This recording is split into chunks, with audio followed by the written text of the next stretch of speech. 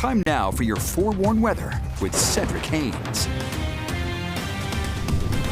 All right, we're kicking off our Wednesday here with a few extra clouds out there in the sky. You'll notice the sun is trying to come up there, but it is kind of being masked by a little bit of this cloud cover. So we'll call it partly sunny skies to kick off the day with a fairly light breeze and very mild temperatures out there. We've got low to mid 60s up towards Cache Valley, 50 still from southwest Wyoming back through the Wasatch back. We've got 60s stretching from the Uintas down through Castle Country and the West Desert, and temperatures in the 70s across the south. Look at that, still hanging on to 80 degrees though as you get down towards Washington County. As you go throughout the rest of your day, we're looking at those highs a little cooler than what we saw over the past couple of days, just because we're going to add in those extra clouds and a chance of a couple of those scattered showers and storms, especially once we get past lunchtime. So instead of the upper 90s near 100, we hit 99 yesterday in Salt Lake City. We're going to be looking at highs more like the low to mid 90s out there with that chance of those pop-up showers and storms. We'll see those 90s sticking around across Castle Country and over towards portions of the West Desert, and temperatures nearing the triple digits there in St. George. Now, along with that increasing chance of showers and storms, we're all going to see at least a chance of some of these pop-up scattered showers and storms as we go throughout this afternoon. But notice we're going to be watching areas along and west of I-15.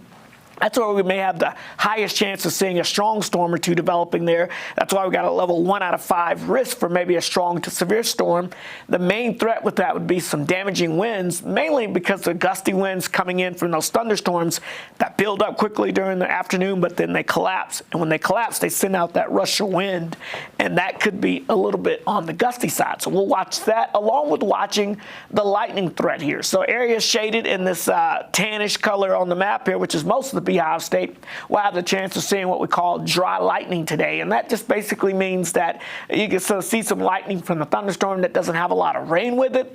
And that lightning, because it mixes with the dry vegetation we have at the surface, could have to spark and spread some of those wildfires out there as well. So we're going to keep an eye on both not only the gusty wind threat, but the lightning threat, and then we've got to also watch the flooding threat as well. So futurecast showing us here over the next couple of hours. We'll start to cook things up here. First in the Utah mountains, of course, where we could see some of those pop-up showers and storms developing. But notice the coverage expands and spreads out across the state as we get into the afternoon hours. So your afternoon commute home from work this afternoon, you may want to plan a little extra time just for some wet roadways and the potential of some of those gusty winds with those scattered showers and storms that actually may continue even into the evening hours in some isolated spots before fading out overnight. But here we go again. Thursday afternoon, we'll fire back up the thunderstorm machine and we'll see more scattered showers and storms popping up again with some heavy downpours, some lightning, and that potential of some gusty winds, especially once those storms fall apart. Now, as we go into your Friday, we're keeping a close eye on Friday's forecast here. Earlier data was indicating that the moisture is staying well to our north, but some of the new data, and again, indicating the chance we've got to watch the far northern half of the area here, stretching into southern Idaho for the potential of a few pop-up storms. Not completely sold on it yet, but again, there's going to be that slight chance still for the extreme northern half of the area up towards Cache Valley on your Friday, but I think most of us will remain on the dry side. So as we look at your chance for flash flooding, it's a 1 out of 4 risk here, mainly south of the I-70 corridor today. So that does, of course, include most of our state parks and national parks and everything. So keep that in mind if you're thinking about recreating down across the south as we go throughout today.